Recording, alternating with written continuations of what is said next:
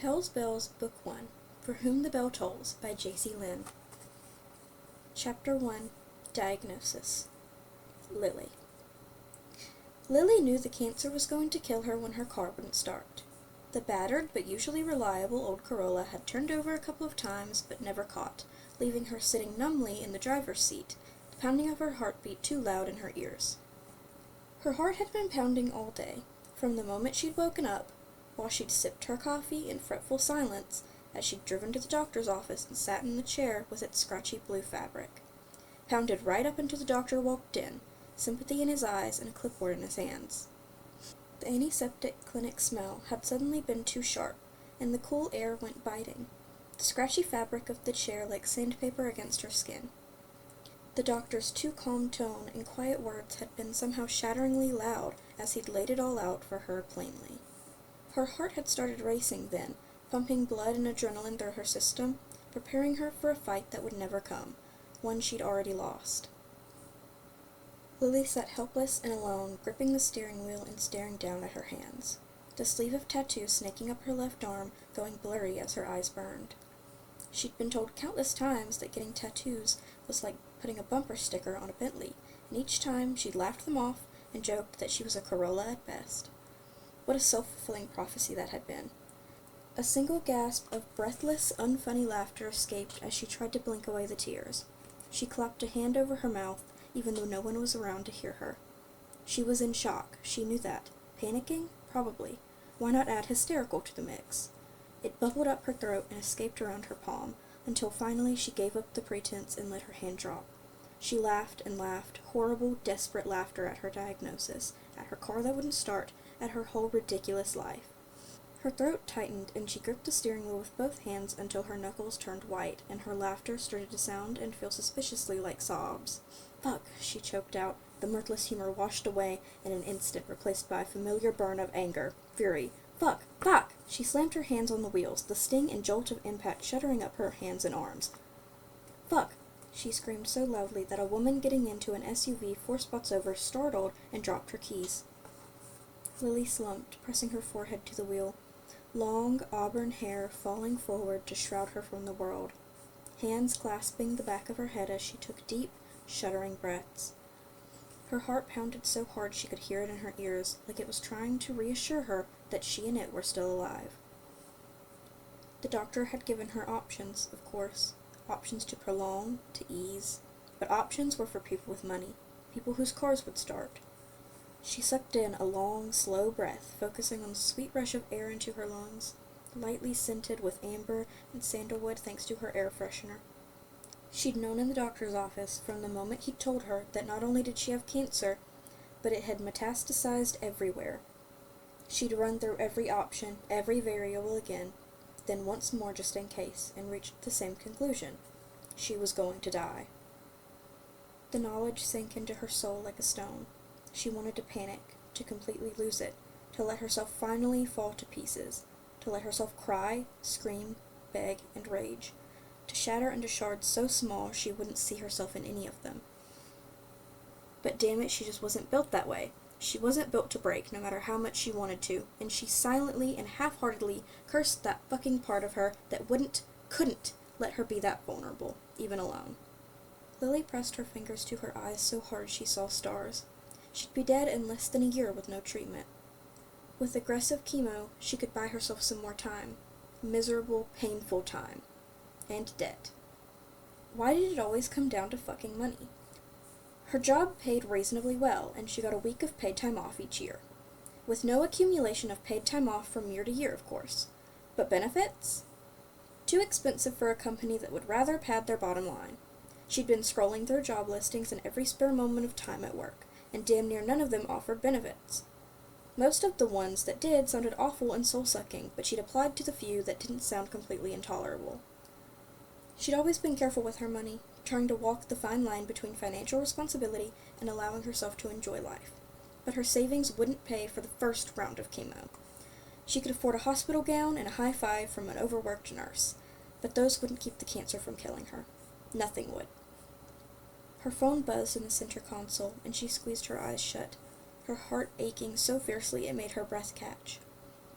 She knew without looking who the text was from, and horror for her family clawed at her throat. The cancer might kill her, but her death might kill her parents. Oh hell, her brothers. A hot tear burned down her cheek.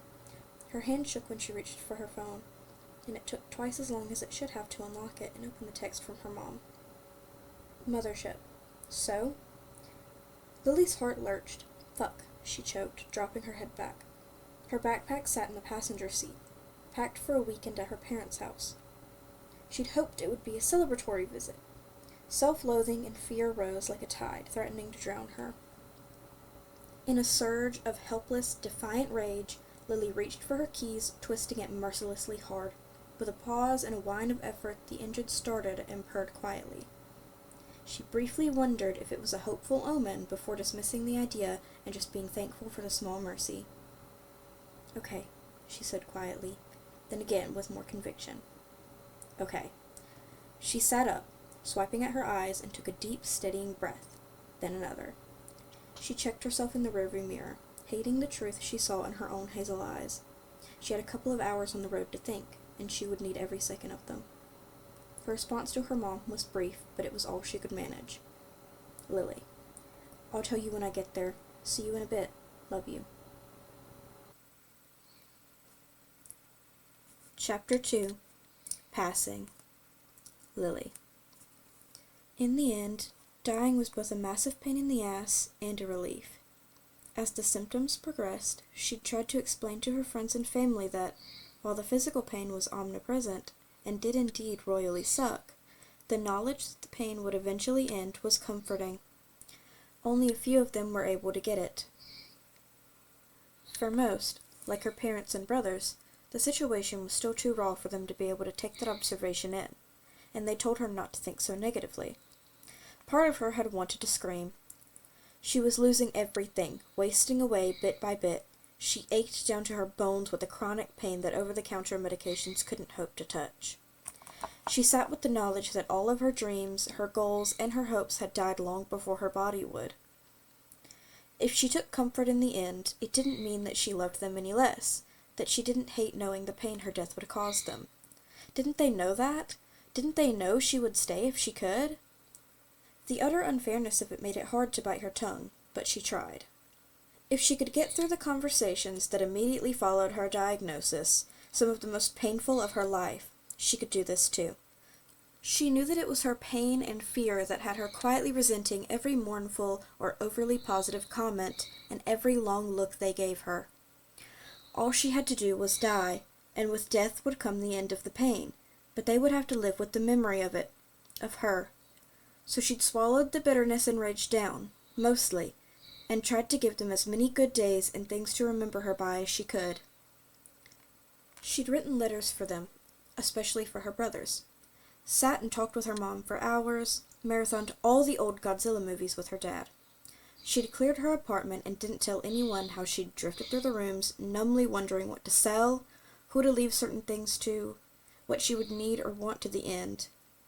Before, she'd laughed and sobbed over the memories and hopes attached to different items. She tried not to burden them when she had the choice, painfully aware of how she'd have to move back in with her parents to prepare for the inevitable and rapidly approaching decline to the end. She tried to be cheerful for them. Her genial attitude had its limits, however, and those limits made themselves rather abruptly known every time one of her religious relatives or her parents' well-meaning church friends pushed the idea of faith healing on her or urged her to reconvert before her death. In a particularly ballsy move, a former college roommate named Caitlin had emerged from the depths of social media and taken the opportunity to tout the healing abilities of her essential oils. She'd been more than happy to offer to sell Lily a bottle or 12, and stated that it worked best when combined with prayer. Lily's temper had definitely slipped the leash then, and she'd spent the rest of that week trying to be as pleasant as possible to everyone around her to make up for it. It crept up on her, though, until she wasn't strong enough to hide it anymore. The pain, the fatigue. The way breathing had grown more and more difficult. Her utter lack of appetite and frequent bouts of nausea had made her body weak and skeletal, any movement sapping what little strength she had. She didn't want to go, but she didn't want to linger in the prison of her failing body either. A deep, primal part of her felt it coming one evening.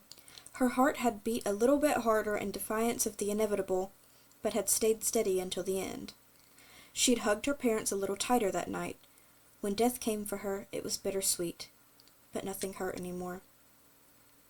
Chapter 3, Celestial Lobby. Lily. Lily stared into the swirling expanse of everything and nothing for a few seconds, for an eternity, and felt nothing. Odd. She was supposed to feel too much. After all, that had always been the problem before. She remembered struggling to express her feelings, but she'd never lacked them, in any of her lifetimes. Oh, she remembered those vaguely. A child huddled against the sharp bite of cold until it wasn't so sharp or cold, but she was so tired. A young woman with flames licking up her skirt, skin melting, acrid air searing her lungs. A teenage girl in rags, starving, starving, starving. The newest face, her face, older than she'd ever been, but sick and thin and pale. What fucking bullshit. She hadn't managed to grow old at least once. Unacceptable. There. Not a feeling, but something. Enough to propel her toward a door that had always and never been there. It swung open soundlessly, revealing... She didn't know, but she stepped through it anyway. She blinked. Blinked and... Oh, thank fuck. Felt. Emotions and sensations washed over her like a cooling rain, grounding her, reminding her that she still was.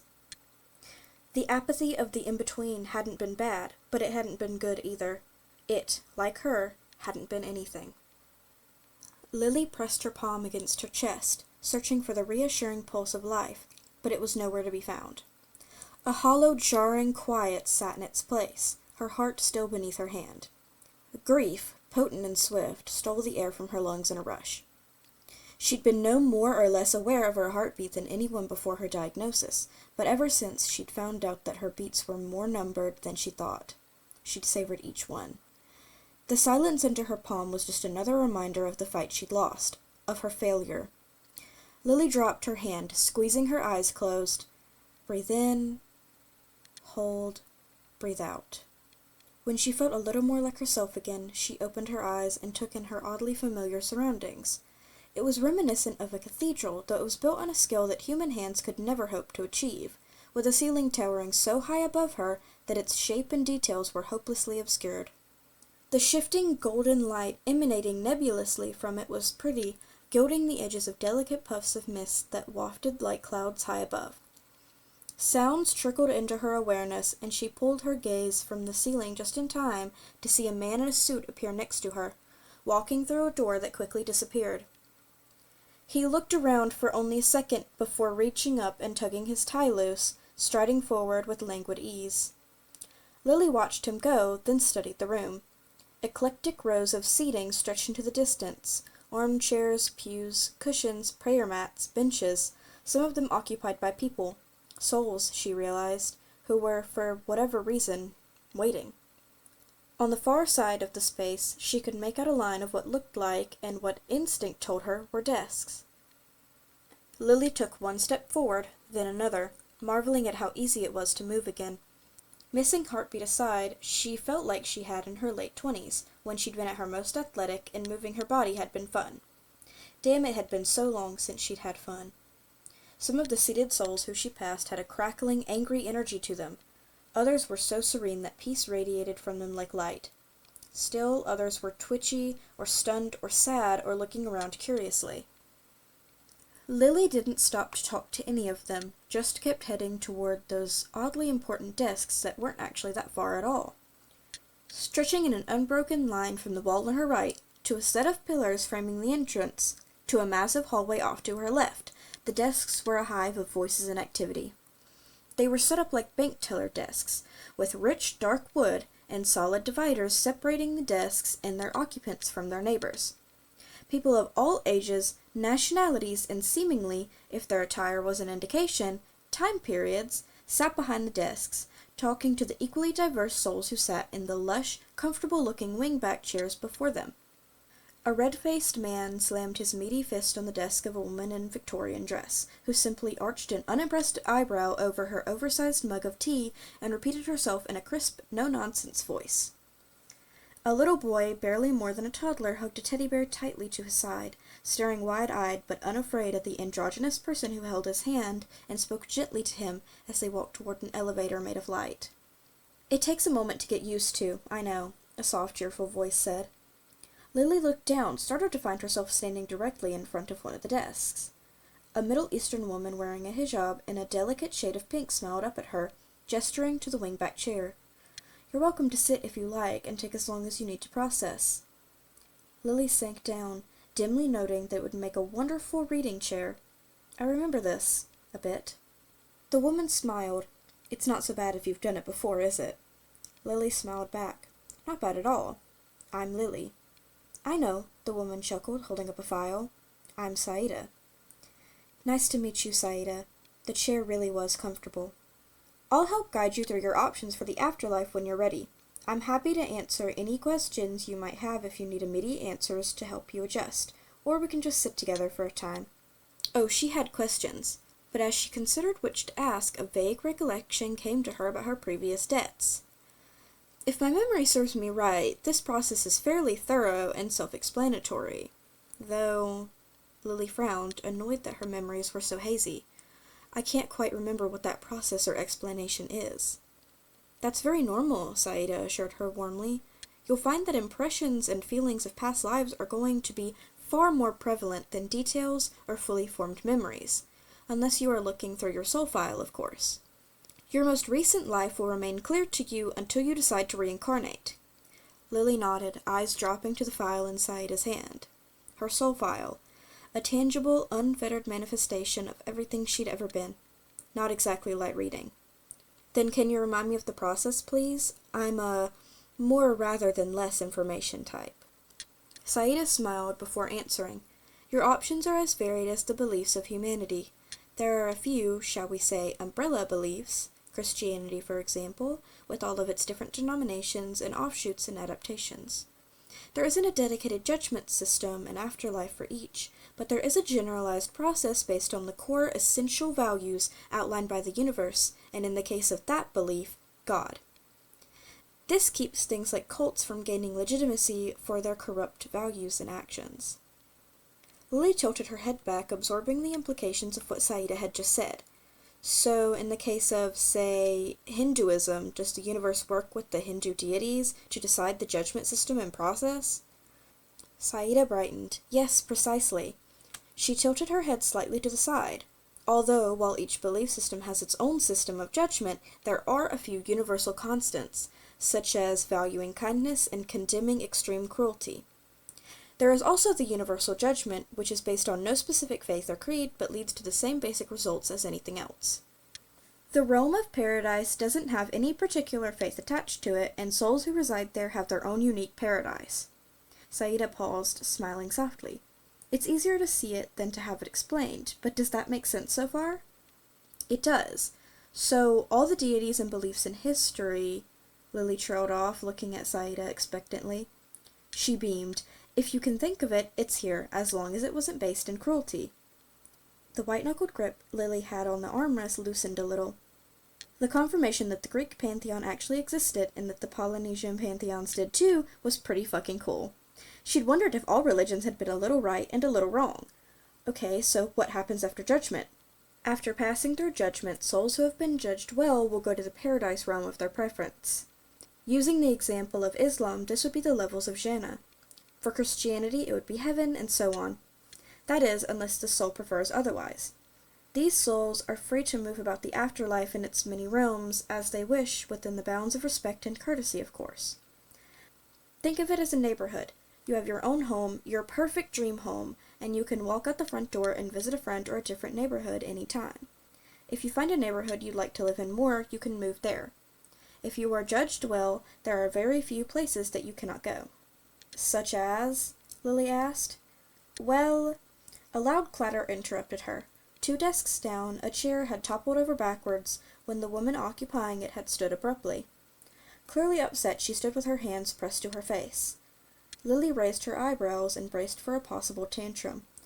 "I can't deal with anything else until I find out what's going to happen to my dog. I don't have an automatic feeder for him, and I lived on my own, and now he's all alone, and I can't, please." Oh, that was a fairly reasonable thing to be concerned about. The attendant said something that seemed to calm the woman down enough that she righted the chair and sat. Jaysea cleared her throat. "Are you all right?" Lily nodded, hoping the woman's dog would be okay. "Yeah, I'm good. So, where can't souls go?" "The void, which is a final option for all regardless of how they are judged." A thread of sadness entered Jaisea's tone. The void is where souls go to stop existing, as much as they are able. Often those who choose the void are souls who have lived hundreds of lives, or souls who have lived many hard lives and find themselves tired in the way that only souls can be. Sometimes souls who have lived perfectly normal lives choose to go there because it's their peace. Some atheists choose to go there because that is what they believed in. If you are judged favorably, you can go there temporarily. Some find comfort in not being for a short while. That's the only place in the afterlife that you cannot visit someone. Contact between the other universes is exceptionally rare, but they are off limits as well, unless you are an ambassador to one. Lily decided to inquire about the other universes a bit later, focusing on the information at hand. So, it really is all a choice? Oh yes, the universe is quite big on choice. Now you can't choose to go to one of the paradise realms this very moment. You can choose how you wish to be judged, and then, if you go to a paradise, you can choose which one. Most souls stay within their beliefs, but some like to shake it up a bit. Lily studied her. The mental picture Jaysea had painted was intriguing, but there were a few glaring omissions from her explanation that had prickles itching up her spine. She steeled herself before asking, "And if I don't go to paradise?" Jaisea's smile grew sad. Souls who are judged unfavorably can make a limited choice. They are given a handful of options of so-called punishment realms to choose from. If they refuse to choose in an attempt to avoid consequences, they will be sent to hell. Much like paradise, its existence predates all religions and myths. It has long served as the faith-neutral realm of justice. She set Lily's soul file on the desk and clasped her hands on top of it. So there technically is a choice, but there is no way to escape consequences. Full freedom of choice is reserved for souls who won't abuse that power. Good, Lily said. Jaisea's eyebrows lifted. Her dark, pretty eyes were considering. Lily shrugged, once agonizing memories merely aching as they flickered through her mind. Too many people abuse the power of choice. Too many people take the power of choice away from others. I like justice, especially when it can't be argued. Jaysea studied her for a long moment. Lily held her gaze, not sure what the other woman was seeing or what she already knew. Jaysea looked at the file on the desk. "I haven't read this, you know. I only get the first page, which is your basic information and outstanding notes. I don't know your story, and I won't pretend to know you." Jaysea gently slid the file across the desk. The glimmering metallic letters of Lily's name shimmered in a kaleidoscope of colors across the smooth, dove-gray paper. She nodded at the file. "Your story is yours to keep, yours to share." "Thank you," Lily said. "I would like to, though," Jaysea added softly. Lily frowned up at her. "Know you, I mean." The other woman inclined her head slightly, her hijab rustling as it moved over her shirt. "I believe I would like to know your story, too. This is eternity, and you can never have too many friends."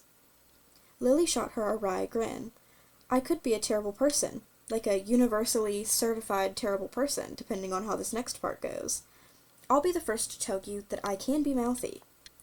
Jaysea cocked her head, amused. "Mouthy doesn't automatically make you a bad person. If it did, I would have far fewer coworkers." An Asian man leaned around the divider behind the desk, grinning impishly. "How boring would that be? You would miss us." "I would," Jaysea agreed, waving him back to his side of the divider, before returning her attention to Lily. "Terrible sometimes doesn't mean terrible all the time. I'm not the universe, or even a deity, but even I can tell that you aren't truly terrible." Lily reached to pull her file closer, the dove-gray paper warm under her fingertips. "I appreciate the vote of confidence." "We all need one sometimes," Jaysea said. "I certainly did when I arrived." Lily hummed in agreement, tracing the letters of her name with her left hand, which looked... Ice rushed through her veins, freezing her in place, and sucking the air out of her lungs. She shoved the sleeve of her shirt up, a new wave of horror hitting with every inch of revealed skin. No, her tattoos were gone. They had been one of the first things in her life she had done purely for herself, and getting them had helped heal her in ways she hadn't anticipated. They had been a celebration of her passions, of her interests, of her. She'd had them all done in black and gray, and had spent years carefully curating the ones on her arm to be a cohesive patchwork. A delicate filigree woven from wrist to shoulder to help the designs tie together. The stack of books twined with her favorite flowers on her forearm, the illustration of a dragon and a mountain from The Hobbit, as well as a round door with a little backpack beside it. A line from one of her favorite songs near the crease of her elbow, the even star from Lord of the Rings on her inner biceps. A quote from one of her favorite books above that. The snake coiled among lines of filigree and stargazer lilies trailing along the outside of her upper arm.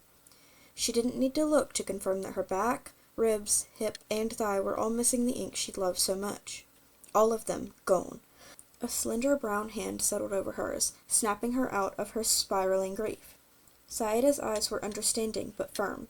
Tattoos? Lily nodded, not trusting her voice. You can get them back after judgment. They can be the same, or they can be different, or you can change them at will.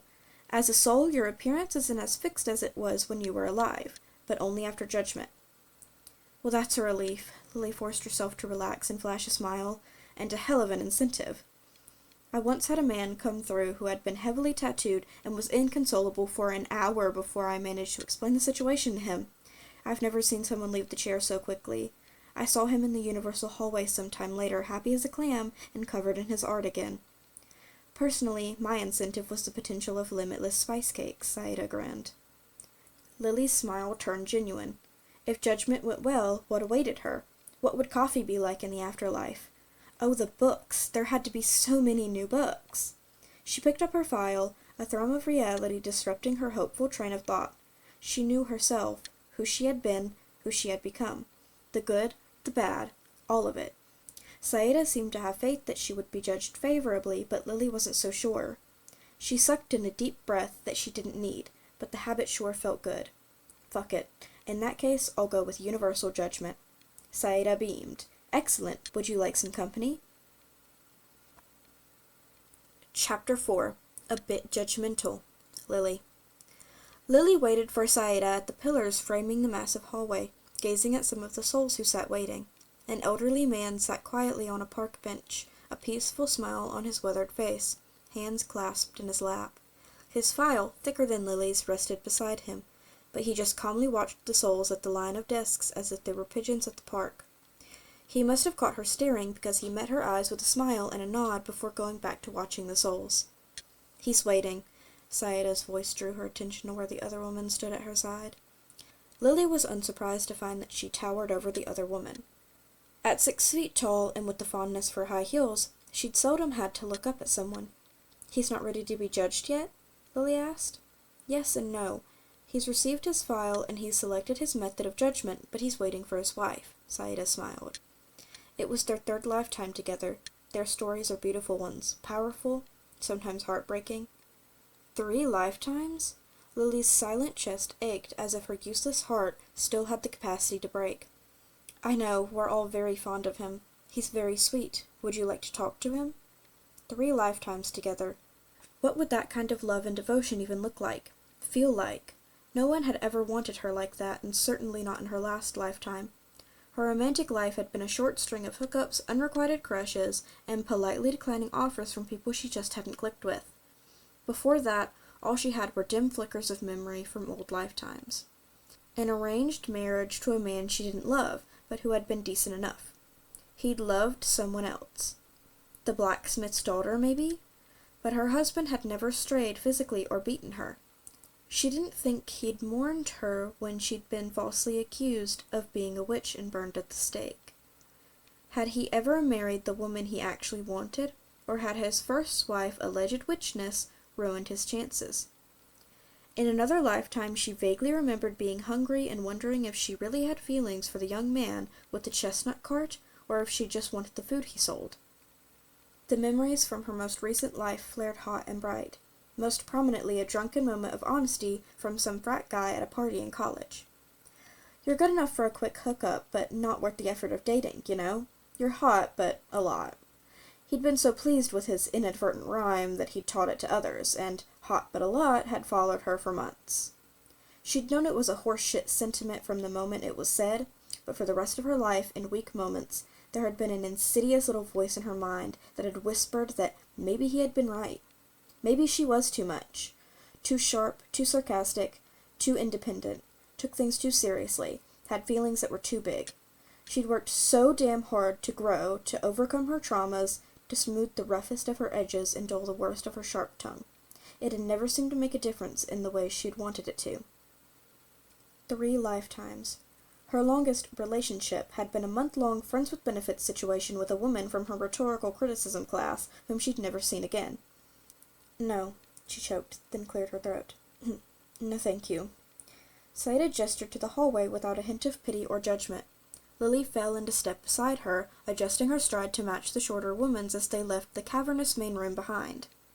Souls walked with them, heading to various doors, arches, and gates, set into walls that shifted and moved like pastel clouds under glass. A few souls walked against the flow of people, nodding a greeting to Saida as they passed. "Co-workers?" Lily asked. "Some of them. Others work elsewhere and are just running errands. All souls pass through the front desk, so if there is a paperwork issue with the soul, we tend to deal with it."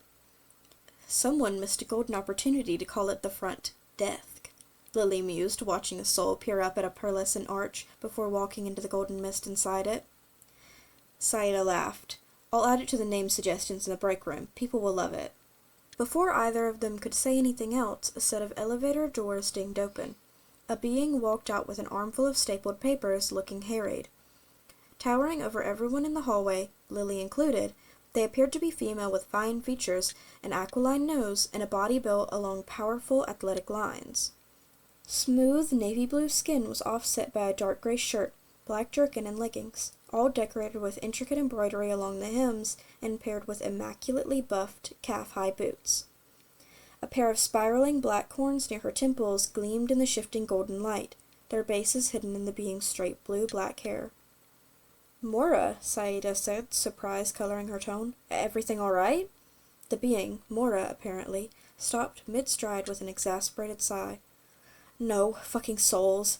They've been judged by the system of their choosing, sent to hell by that system, and yet they still have the mortal audacity to complain and blame us, whose only job at the gate is to guide them to where they need to go." She scoffed. "This morning we had a group of them claim that we managed to steal them and drag them down there. Drag them, as if they don't take the stairs themselves." The more they complained, the longer they held up the whole process, the busier we got, and then this happened.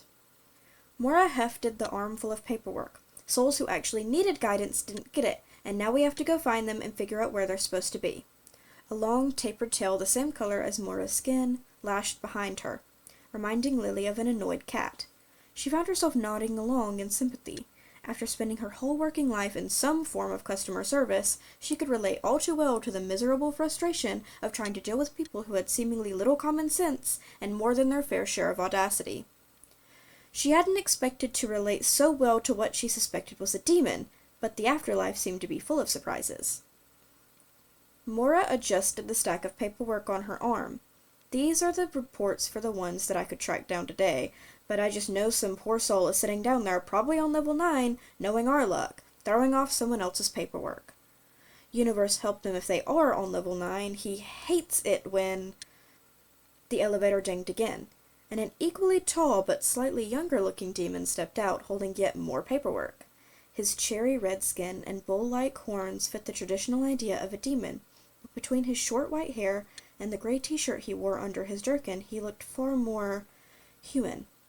His handsome, sculpted features were almost too sculpted, but a quick grimace animated his otherwise imperious face.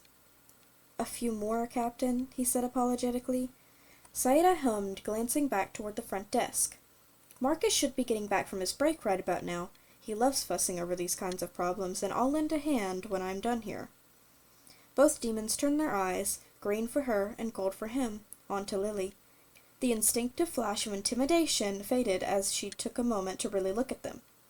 For all their height and horns and fangs, which she'd seen peeking through their lips as they spoke, they were just like her.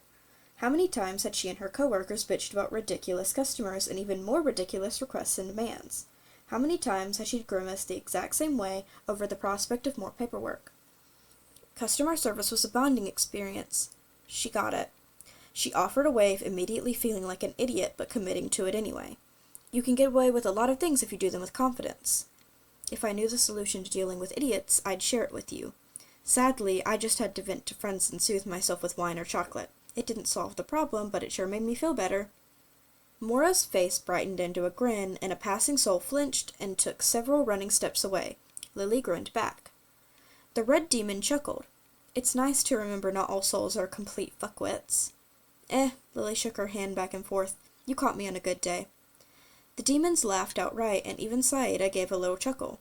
The irreverent banter and vague camaraderie with other service workers were as familiar as breathing. As their laughter eased, Mora's eyes gentled as she looked at Lily. "Are you heading for judgment?" Throat tight, Lily nodded, trying for a "what can I say" smile. Mora clapped her lightly on the shoulder with a large hand. The unexpected heat and familiarity of her touch made Lily blink. "If you make it through on the decent side, come have that glass of wine with us. We can swap stories." Her hand dropped away and her smile dimmed. "And if you do end up on the other side, well, do us a favor and don't make a fuss." "I'll see what I can do," Lily smiled, though her voice sounded strange to her own ears.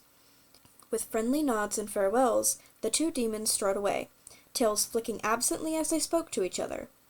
A male soul walking toward them practically leapt to the side to get out of their way, pressing himself flat to the wall. Jaysea's smile was kind as she turned to Lily. "Thank you for being so nice to them. The demons get a bad rap from mortals, and sometimes the uninitiated souls they encounter can be judgmental," Lily supplied wryly. "Quite. They're different, but they're lovely people. They usually avoid the entrance hall to keep from, causing a scene." Lily glanced in the direction they'd walked, watching their horns moving into the distance. The souls parted around them like a school of fish avoiding a shark. If I'd known demons looked like that, I wouldn't have had such an irrational fear of letting my foot hang over the edge of the bed. Hell, I might have done it on purpose. Lily mused over the thought, curious. Hopefully having a high sex drive wasn't a bad thing when it came to the universe's idea of right and wrong, though she couldn't fathom why it might be. So she'd read some particularly filthy monster romances in the name of, fuck, her reading history, oh, fuck, her search history. She'd had the presence of mind to throw away her collection of vibrators and toys before she'd gotten really sick, not wanting to traumatize her family any more than she already had, but oh no, her little library of monster and kinky romance novels. Shit, her mom absolutely would have seen those. A soft hand on her arm snapped her attention back to the present. "It's okay, really." Jaysea's face was kind. "Judgment isn't that bad. The universe has a sense of humor." For a brief, horrifying moment, Lily wondered if Jaysea was some kind of afterlife mind reader. "Even if I'm wrong and you don't get your paradise, if you choose to go to hell, I promise you that the demons are just. They can be terrifying, but they are not needlessly cruel. Hell is a place of justice, and for those who are willing, growth." It seemed that the years of practice keeping her face neutral, even while reading toe-curling smut in public, had paid off. Jaysea had mistaken her nerves for something more benign. Lily dipped her head in acknowledgement and murmured a thank you, following quietly when Jaysea kept walking. A man stepped out of an elevator with a cell phone that Lily didn't recognize pressed to his ear. "Of course I'd be interested in running a new D&D campaign, but if the Monkey King is involved, I want nothing to do with it. Having Loki as a rogue in that one campaign was enough trickster god experience for one eternity." Lily twisted and walked backward for a few steps to watch him hustle toward the front desk, still talking into his phone. "They have D&D here?" She turned back around, watching souls line up and go through various arches and doors that all opened into different swirling mists. A few souls sat petulantly against the walls, and a couple in the middle of the floor like toddlers protesting nap time. "What happens with them?" she asked, nodding to a particularly huffy-looking woman. "They sit there until they get bored enough to go through with judgment. They can always go to the void, of course, but otherwise unjudged souls cannot leave the front desk or the entrance hall until they go through some form of judgment." "Seems like a waste of eternity," Lily murmured mostly to herself as they passed the woman. Jaysea stopped in front of an arch set into the swirling wall. The stone was smooth and undecorated, unlike most of the arches they'd passed, but danced with a vibrant rainbow of color.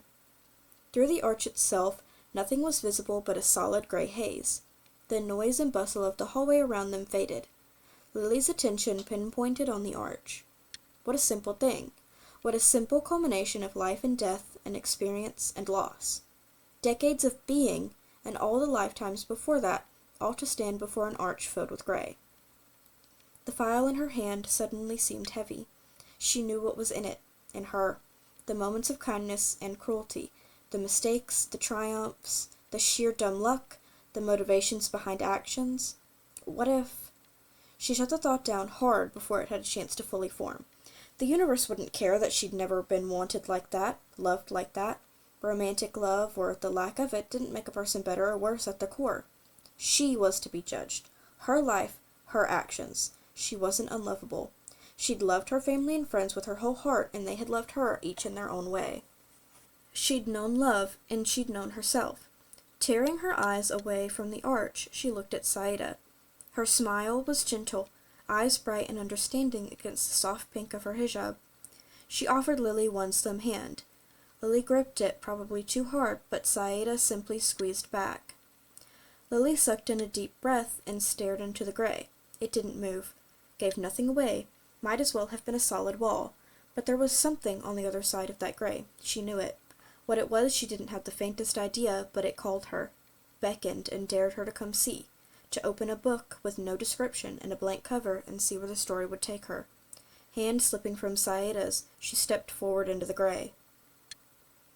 Running through the yard as a child, the long auburn hair bright in the sun, a fistful of daisies clutched in one pudgy little hand. The kitchen light turning on as her parents caught her in the act of climbing down from the counter with the bag of chocolate chips. Calling the girl she hated for stealing her colored pencils a butthead, the foulest word in her vocabulary, and getting a letter sent home to her parents. The spanking afterwards. Curling against her dad's side while he read to her at bedtime, his voice pitching lower for Gandalf's dialogue. Stealing wine from her parents as a teenager. The endless refrain of going to hell, going to hell, going to hell, screaming through her mind whenever she did something her youth pastor had strictly told them not to do, but especially when she showed skin below her collarbones, and especially when she'd made out with the cute skater boy behind the track shed. Saying fuck for the first time and liking how it felt, making her mom cry during a fight, reading a book out loud to the kids she babysat and doing funny voices to make them giggle. Taking a blade to her skin when the guilt and pain had been too much to keep in her head. Being the getaway driver for a friend escaping an abusive boyfriend. Wearing a string bikini in public for the first time and being so scared that she would instantly trapdoor to hell that she'd thrown up in the bathroom. Her first tattoo and the singing relief of feeling a piece of her click into place. Searing jealousy that the bitchy hyper-religious girl from youth group had gotten married before she did. Flirting with a woman at a party for the first time and loving it, but waking up in a cold sweat that night, terrified that she'd secured her place among the damned. Quietly crawling into her mom's lap, despite being 27 and nearly a foot taller than her mother, when that same bitchy girl had had her first baby and she'd felt so lonely and hopeless that she just needed to be held. Hating herself for the building resentment of celebrating all her friends for their weddings, babies, and homes, and never being the one who was celebrated. Knowing it was stupid, feeling hollow inside anyway. The savage glee of verbally sparring with her friend's Aunt Linda, being outlandish to prove a point and make Linda's lesbian daughter feel a little less alone. Watching her mom's heart shatter in the kitchen when she'd revealed her diagnosis. Hours of Mario Kart with her brothers when the cancer had begun to take its toll, wishing she could watch them grow as men, grow old, and poke fun at each other as only siblings could, knowing she was ripping their hearts out with her decision. Hours and a lifetime spent working on herself, fighting to be better, failing sometimes, her sharp tongue slicing like a knife, even as her brain begged her to shut up. Trying to live, trying to die once, trying to be kinder, trying to be worse, trying to make an impact, trying to not make things worse, trying to love better, trying to heal, trying.